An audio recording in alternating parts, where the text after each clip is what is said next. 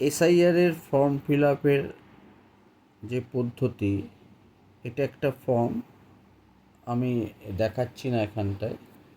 এখানে প্রথম যে কলামটা, এই জায়গাটায় হচ্ছে জন্ম তারিখ, অর্থাৎ ডেট অফ বার্থ। তারপরেরটা হচ্ছে আধার নাম্বার, ঐচ্ছিক দিলে দেবেন, না দিলে না দেবেন। তারপরেরটা মোবাইল নাম্বার। এরপরে দেখুন, মোবাইল নাম্বারের পরে হচ্ছে তার পরের কলামটা হচ্ছে পিতার নাম বা অভিভাবকের নাম। তারপরে হচ্ছে পিতার নামের যদি এপিক থাকে বা ভোটার কার্ড যদি থাকে তার নাম্বার, মায়ের নাম, মায়ের ভোটার কার্ড যদি থাকে সেটা দেবেন। তারপরে স্বামী স্ত্রীর নাম, স্বামী হলে স্ত্রীর নাম, আর স্ত্রী হলে স্বামী নাম দিতে হবে, আর তার সঙ্গে এই এপিক নাম্বার।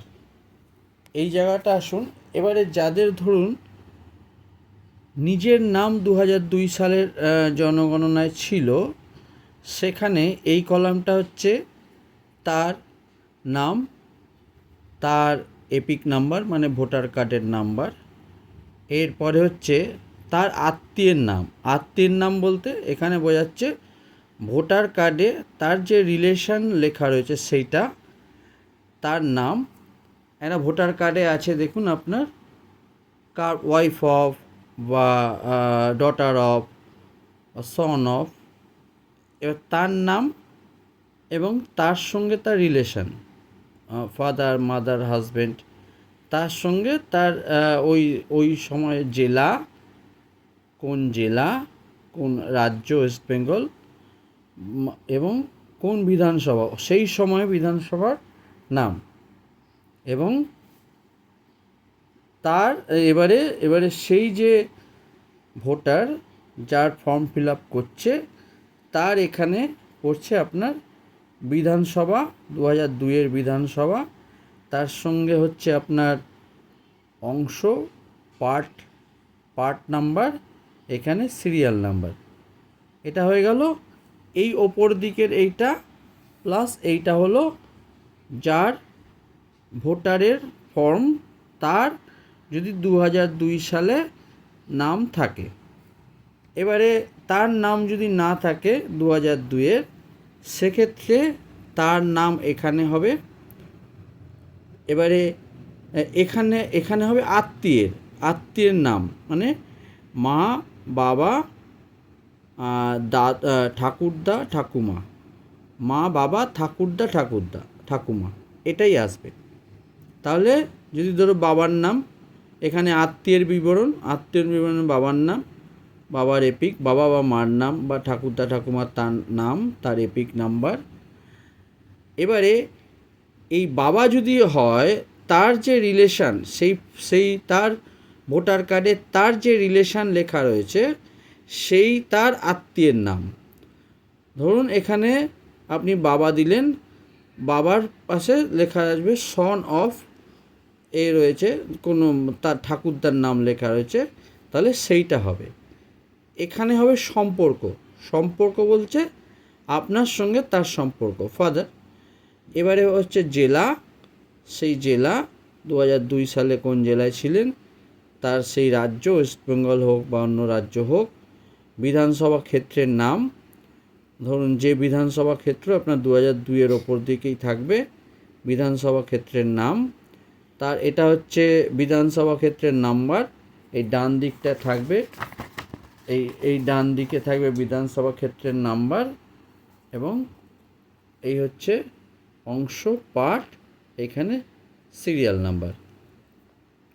এইগুলো দেখে আপনাকে এই ফর্মটা করতে হবে। সেই সময়ের এটা হচ্ছে এই পার্টটা এবং এই পার্টটা হচ্ছে 2002-এর পোর্শন।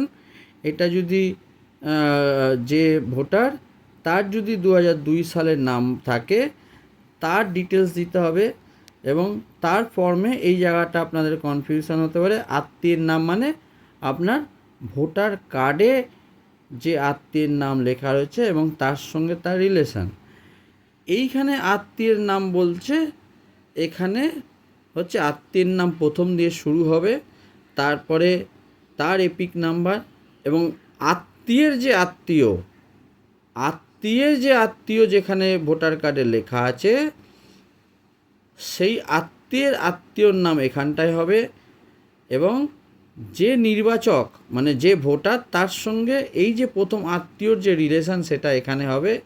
এখানে ডিস্ট্রিক্ট, এখানে স্টেট, রাজ্য এবং কোন বিধানসভা 2002 সালের কোন বিধানসভা ছিল সেইটার নাম এবং এখানে সেই নাম্বার, বিধানসভা ক্ষেত্রের প্রতিটা বিধানসভার একটা করে, অ্যাসেম্বলির একটা করে নাম্বার আছে, সেই নাম্বার এবং এটা হচ্ছে তারপরে এটা হচ্ছে পার্ট নাম্বার বা অংশ নাম্বার, এটা সিরিয়াল নাম্বার করে এইখানে এই জায়গাটায় সই করতে হবে।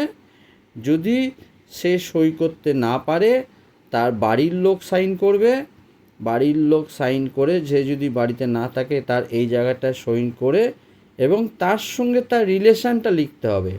ধরুন যদি ছেলে বাড়িতে না থাকে, যদি বিদেশ থাকে বা অন্য কোথাও থাকে, তাহলে বাবা ফিল আপ করে, বাবা এখানে বাবা সিগনেচার করে এবং লিখে দেবে ফাদার, লিখে এখানে সাইন করে ডেট দিয়ে দেবে।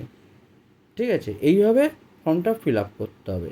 ওপরের দিকেরটা নিজের ডিটেলস, কারণ আমি একটুখানি ফিল আপ করেছিলাম বলে একটুখানি বাদ রাখছি। ওপরে ডিটেলস, ডেট অফ বার্থ, এই জায়গাটা ডেট অফ বার্থ, আবার দেখাচ্ছি এইখানটা date of birth, Aadhaar number ঐচ্ছিক দিলেও দিতে পারেন, মোবাইল নাম্বার, যে ভোটার তার, এবার হচ্ছে তার পিতার বা অভিভাবকের নাম এবং নাম্বার, মায়ের নাম, মায়ের এপিক নাম্বার, স্বামী স্ত্রীর নাম যদি থাকে এবং স্বামী স্ত্রীর বা স্বামী হলে স্ত্রীর নাম এবং তার এপিক নাম্বার, স্ত্রী হলে স্বামীর নাম এবং এপিক নাম্বার, এইভাবে ফিল আপ করতে হবে।